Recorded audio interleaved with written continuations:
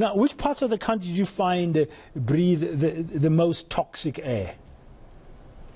Yeah, so whilst we find that nearly all of the South African population are exposed to harmful level of pollution, there are some specific communities that are disproportionately affected. And for example, Gauteng particularly pops out. In this region, there's a dense network of big pollution sources. These are things like the power companies, industry, and road networks. And just in Gauteng, there's around 16,000 deaths every single year.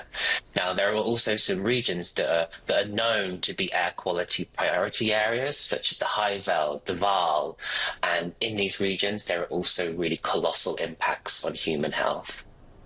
So it's because of the concentration of coal-fired power stations in these parts of the country, plus also heavy industrial work. So I mean, how do we fare as a country when you compare us to the quality standards set, for example, by the World Health Organization? How are we doing as a country?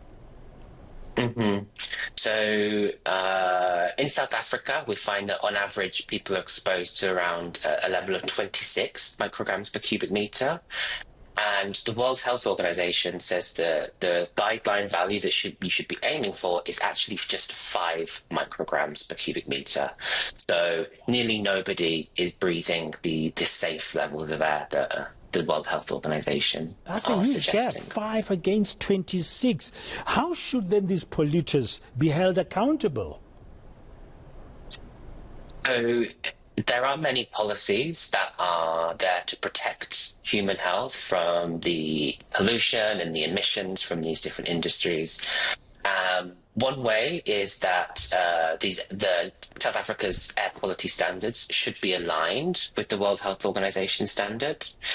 And then another important policy is the minimum emission standard. So this is there to limit the amount of emissions coming from the power sector, such as Eskom. And the government really need to enforce this policy. But what we actually see is the opposite.